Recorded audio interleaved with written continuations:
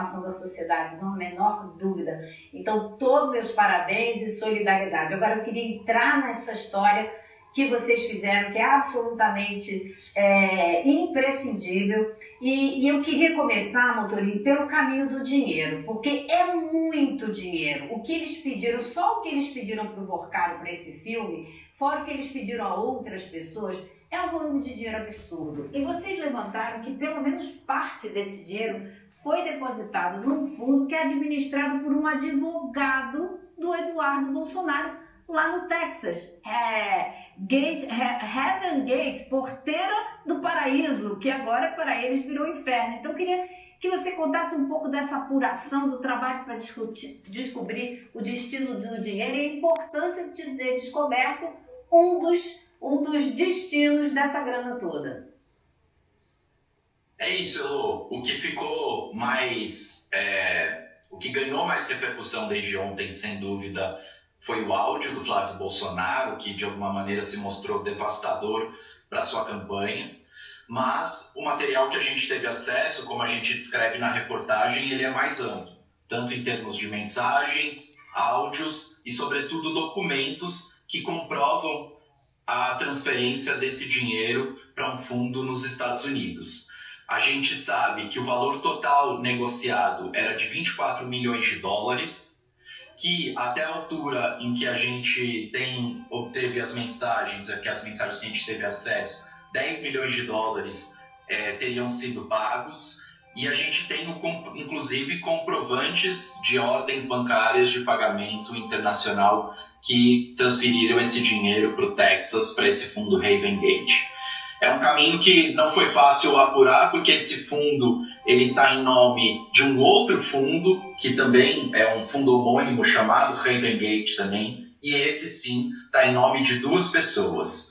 Uma delas, chamada Paulo Calixto, que já atuou como advogado do Eduardo Bolsonaro e é um brasileiro radicado nos Estados Unidos, que inclusive tem conexões com pessoas que participaram de tentativas de ataque à democracia no Brasil, e também o corretor de imóveis Altieri Santana. Altieri Santana, que é menos conhecido do que o Paulo Calixto e que aparece na troca de mensagens em uma mensagem que a gente obteve do Eduardo Bolsonaro, direcionada ao Thiago Miranda, ex-CEO do Grupo Léo Dias, e o Eduardo Bolsonaro, ajudando a tentar destravar esse pagamento, coloca o Altieri Santana à disposição para fazer reuniões para facilitar a ida desse dinheiro. Então, o caminho foi esse, né? Ele não chega diretamente à produtora brasileira, tampouco à produtora que atua nos Estados Unidos com esse filme. Ele chega nesse fundo e é até aí que a gente consegue saber o caminho do dinheiro.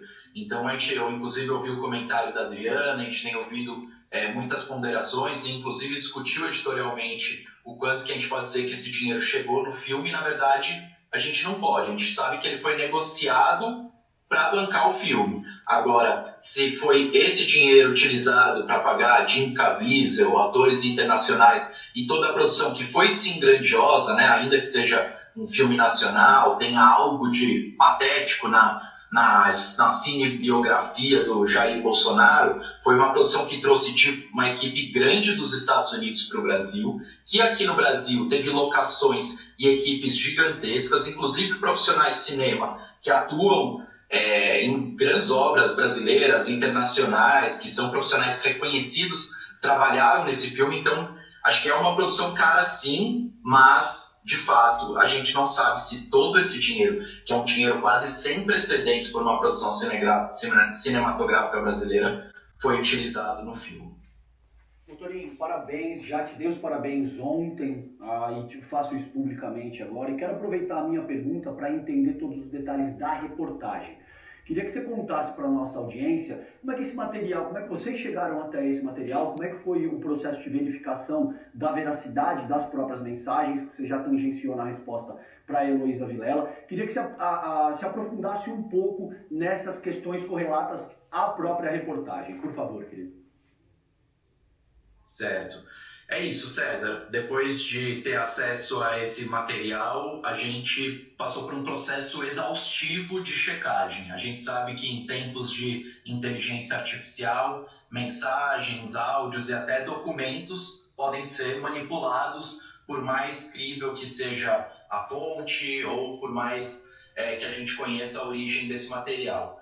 E esse material foi verificado por toda a nossa equipe. Eu não sou o único autor dessa reportagem, a gente teve vários jornalistas muito capazes que nos ajudaram a checar cada uma dessas informações, mas a gente conseguiu confirmar a autenticidade, por exemplo, cruzando essas informações com dados públicos.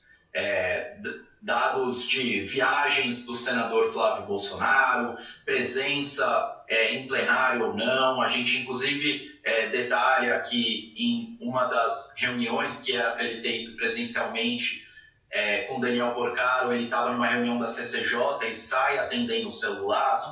É difícil aqui listar, mas são vários detalhes de dados públicos que nos ajudaram a reafirmar, mas não só. A gente também teve acesso a outros materiais que são sigilosos, obtidos de outros vazamentos e outras fontes, que nos ajudaram a cruzar horários, números telefônicos, fotos, enfim, é uma infinidade de elementos, mas que, de fato, foi um processo que a gente foi amadurecendo a nossa certeza sobre o material a partir do momento que ele chegou. Por isso que faço questão de dizer que foi um grande esforço coletivo. Uma pessoa não seria capaz de publicar essa reportagem, então eu divido todos esses elogios e o seu, César, que eu fico muito feliz, com essa equipe que utilizou dados abertos, dados sigilosos e também deu a oportunidade de que todas as pessoas citadas, seja nas mensagens ou na reportagem, pudessem se manifestar. E absolutamente nenhuma delas negou. Por exemplo, eu falei com o Altieri Santana, que é um dos envolvidos.